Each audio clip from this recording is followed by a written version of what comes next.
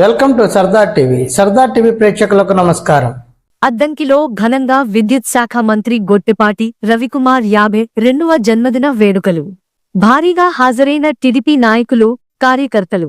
ఈ కార్యక్రమంలో నాయకులు కేక్ కట్ చేసి మంత్రి గొట్టెపాటి రవికుమార్ కు జన్మదిన శుభాకాంక్షలు తెలిపారు. ప్రజల మేలు కోసం నిరంతరం కృషి చేస్తున్న మహోన్నత వ్యక్తి మంత్రి గొట్టెపాటి రవికుమార్ అని ప్రశంసించారు. సందర్భంగా అద్దంకి ప్రభుత్వ జూనియర్ కళాశాల ఆవరణలో జన్మదిన కేక్ ని నాయకులు, కార్యకర్తలకు పంచారు. సందర్భంగా ఏర్పాటు చేసిన ఉచిత మెగా కంటి వైద్య శిబిరంలో దివ్యాంగులు, డాక్టర్లు, ప్రజలు, కార్యకర్తలు పాల్గొని మంత్రి గొట్టెపాటికి శుభాకాంక్షలు తెలిపారు.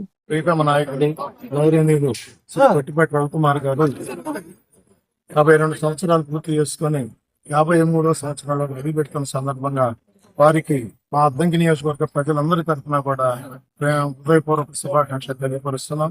వారు ఇదే విధంగా ఆరోగ్యాలతో, సుఖ సంతోషాలతో, అష్టైశ్వర్యాలతో, మరెన్నో ఉన్నత పదవులతో ఉన్నత స్థాయికి వెళ్ళాలని చెప్పి కోరుకుంటూ మరియు జరుపుకోవాలని మనం మరొకసారి కోరుకుంటాం.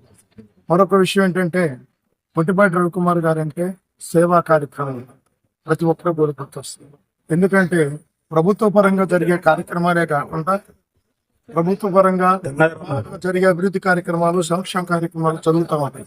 కానీ వాటితోనే సరిపెట్టకుండా ఆయన సొంతంగా కొన్ని సేవా కార్యక్రమాలు ఏర్పాటు చేయడం అనేది మన అదృష్టంగా భావిస్తున్నాం. మేము అద్దంకి నియోజకవర్గ ప్రజలు అదృష్టంగా భావిస్తున్నాం. ఎందుకంటే ఏదో రొటీన్ గా ప్రభుత్వ కార్యక్రమాలు చేసుకునే పోదామని అనుకునే తరం ఉన్న ఈ రోజుల్లో నాయకుల్లో ఇలాంటి వారు తన సొంత నిధులతోనో లేకపోతే ట్రస్టుల ద్వారానో సేవా కార్యక్రమాలు చేసి పెద్ద ఎత్తున ప్రజలకు ఉపయోగపడటం అనేది చాలా గొప్ప విషయం.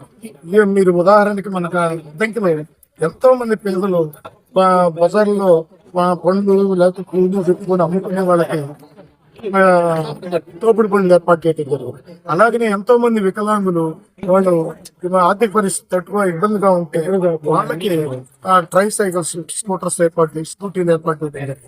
అలాగనే ఈ రోజు ఎంతో మంది కంటి చూపుతో ఇబ్బంది పడుతున్నారని చెప్పి వారికి కంటి వెలుగు తీసుకురావాలని చెప్పి పెద్ద ఎత్తున ఈ రోజు ఐ క్యాంప్ ఏర్పాటు చేయడం జరిగింది శంకర హాస్పిటల్ వారి ద్వారా.